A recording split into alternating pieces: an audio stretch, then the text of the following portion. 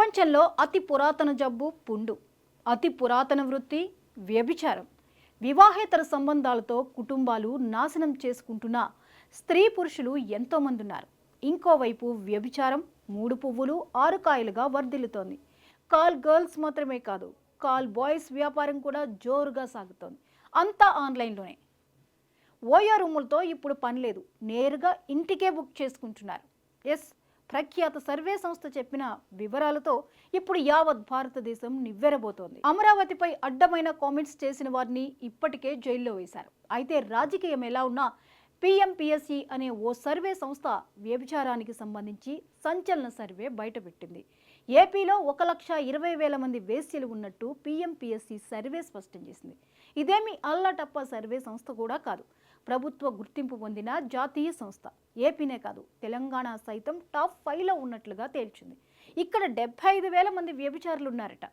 తెలంగాణలో ఆ హాట్ స్పాట్లు చాలా ఎక్కువగా ఉన్నాయని సర్వేలు తేల్చాయి. ఒకప్పుడు కొన్ని ప్రాంతాల్లో మాత్రమే ఈ వ్యవహారాలు జోరుగా సాగేవి. ఏపీలో గతంలో కొన్ని ప్రాంతాల్లో పట్టపగలే జోరుగా ఈ తంతు సాగేది.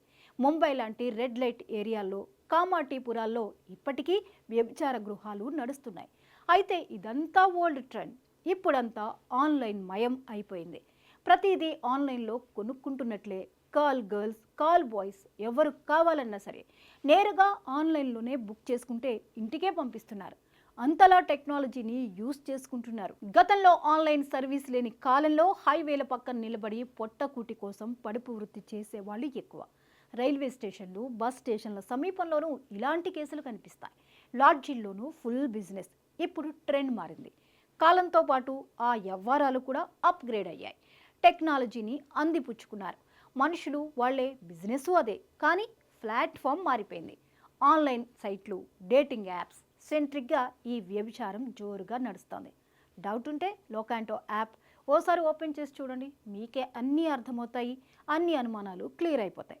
అక్కడ ఏ రేంజ్లో స్కాండల్ జరుగుతుందో చూస్తే మైండ్ బ్లాక్ అవ్వాల్సిందే. లోకాంటో అనే కాదు, రకరకాల పేర్లతో రకరకాల యాప్స్, సైట్స్ అందుబాటులోకి వచ్చేసాయి. హోమ్ పేజ్ ఎలా ఉన్నా వాటి బ్యాక్ అండ్ బిజినెస్ ఇదే. హైదరాబాద్, విజయవాడ, వైజాగ్ లాంటి సిటీస్లో యాప్స్, సైట్స్దే హవా.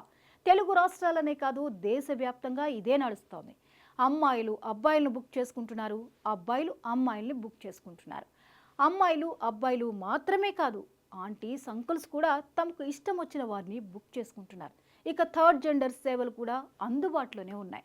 పదుల సంఖ్యలో ఇలాంటి యాప్స్ పుట్టుకొస్తున్నాయి. అయితే ఇక్కడ కామంతో రగిలిపోతున్న కామాంధులు ఒకరినొకరు ఇష్టపడితే ఓకే, ఫ్రీ సర్వీస్, లేదంటే పే చేయాల్సిందే. అయితే ఈ యాప్స్లో అనేక రకాలు ఉన్నాయి. ఒకటి నేరుగా బుక్ చేసుకునే యాప్, ఇంకొన్ని dating apps. Any place any time dating apps open చేయగానే అందమైన అమ్మాయిల ఫోటోలు ఇట్టే అట్రాక్ట్ చేసేస్తాయి. అంతా యంగ్ ఏజ్తో కత్తుల్లా ఉంటారు. Local, non local, south, north, national, international, ఎవరు కావాలంటే వాళ్ళు any time any place ready అంటారు. గూగుల్ లొకేషన్ ఆన్ చేస్తే అదేదో మన ఏరియాలో వాళ్ళ అడ్రస్ చూపిస్తుంది. ఆ లొకేషన్ చూసి మనమే నమ్మలేకపోతాం.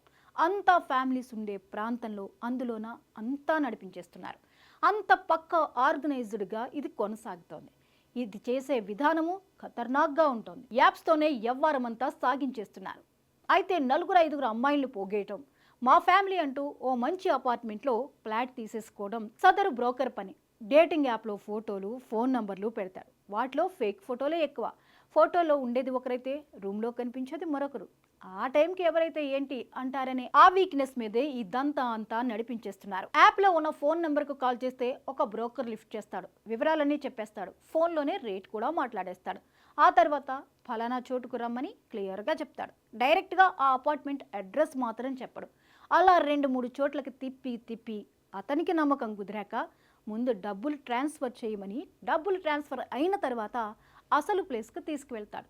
గంటకింత, రోజుకింత, లేదా బయటకు తీసుకెళ్తే మరికొంత. ఇలా దానిని బట్టి రేట్ ఉంటుంది. చాయిస్ని బట్టి బిజినెస్. ఈ దందా అంతా మంచిగా సాగడానికి అమ్మాయిలను కూడా ఎప్పటికప్పుడు మార్చేస్తూ ఉంటారు. అయితే నార్త్ వాళ్లకు మంచి డిమాండ్ ఉంది. అక్కడ వాళ్లను నెలకు ఇంత ఇస్తామంటూ కాంట్రాక్ట్ ప్రాతిపదికన బిజినెస్ మాట్లాడేసుకుంటారు. బంగ్లాదేశ్, థాయిలాండ్ తదితర విదేశీయులను సైతం అరేంజ్ చేస్తుంటారు బడా బ్రోకర్లు. కొందరైతే పర్సనల్గా వాట్సాప్ గ్రూపులు పెట్టి మరీ రెగ్యులర్గా కస్టమర్లను ఎంటర్టైన్ చేస్తుంటారు.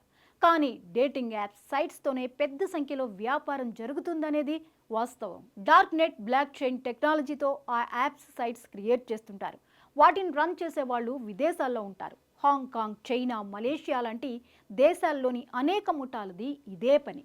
అక్కడెక్కడో వాడు యాప్ క్రియేట్ చేస్తే వాటిని వాడేసుకుని ఇక్కడ మన హైదరాబాద్, బెజవాడ, వరంగల్, అనంతపురం, విశాఖ లాంటి నగరాల్లో బ్రోతల్ బిజినెస్ ని జోరుగా సాగించేస్తున్నారు. యాప్స్ లో ఎంటర్ అయ్యి ఎవరికి వాళ్లే సొంతంగా కూడా ఆ పని చేసేయచ్చు.